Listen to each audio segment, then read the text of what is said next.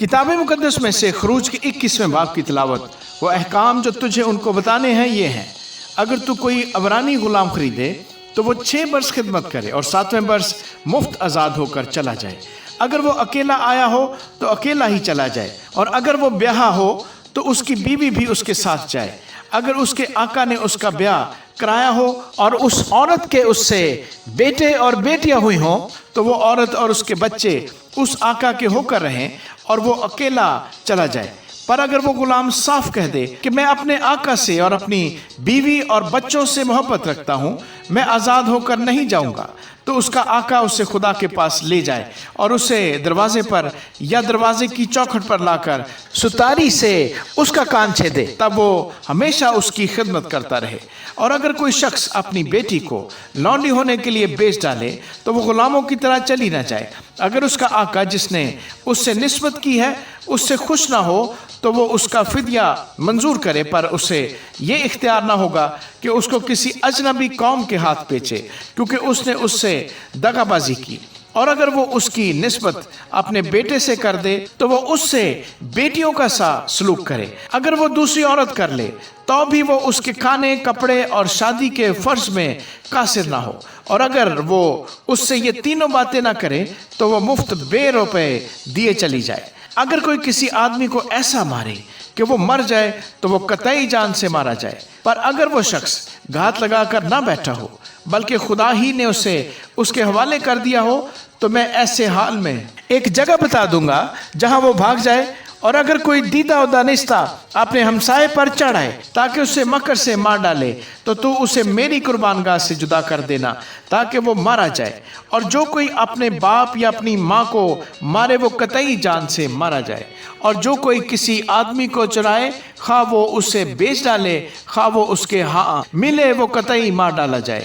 اور جو اپنے باپ یا اپنی ماں پر لعنت کرے وہ قطعی مار ڈالا جائے۔ اگر 2 شخص جھگڑیں اور ایک دوسرے کو پتھر یا مکہ مارے اور وہ مرے تو نہیں پر بستر پر پڑا رہے، تو جب وہ اٹھ کر اپنی لاٹھی کے سہارے باہر چلنے پھرنے لگے تب وہ جس نے مارا تھا بری ہو جائے اور فقط اس کا ہرجانہ بھر دے اور اس کا پورا علاج کرا دے۔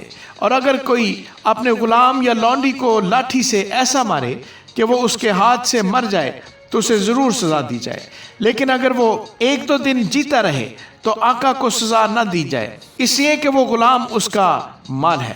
اگر لوگ آپس میں مار پیٹ کریں اور کسی حاملہ کو ایسی چوٹ پہنچائیں کہ اسے اسقاط ہو جائے پر اور کوئی نقصان نہ ہو تو اس سے جتنا جرمانہ اس کا شوہر تجویز کرے لیا جائے، اور وہ جس طرح قاضی فیصلہ کرے جرمانہ بھر دے۔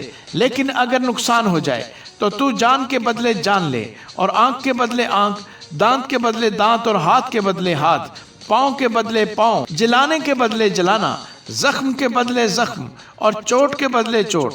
اور اگر کوئی اپنے غلام یا اپنی لونڈی کی آنکھ پر ایسا مارے کہ وہ پھوٹ جائے تو وہ اس کی آنکھ کے بدلے اسے آزاد کر دے۔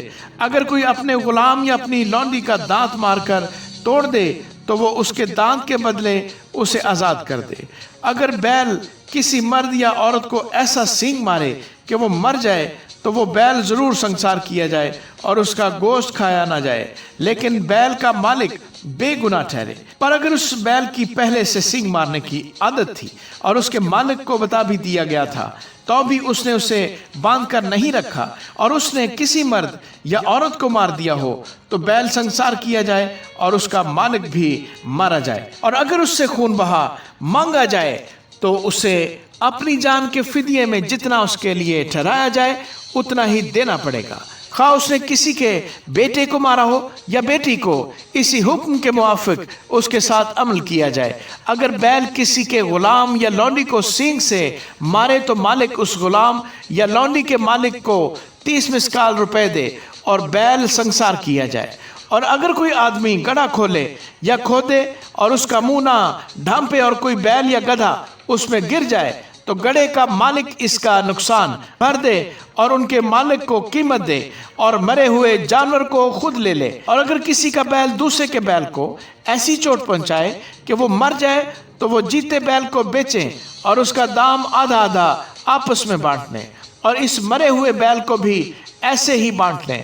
اور اگر معلوم ہو جائے کہ اس بیل کی پہلے سے سینگ مارنے کی عادت تھی اور اس کے مالک نے اسے باندھ کر نہیں رکھا تو اسے قطعی بیل کے بدلے بیل دینا ہوگا اور وہ مرا ہوا جانور اس کا ہوگا۔ آمین۔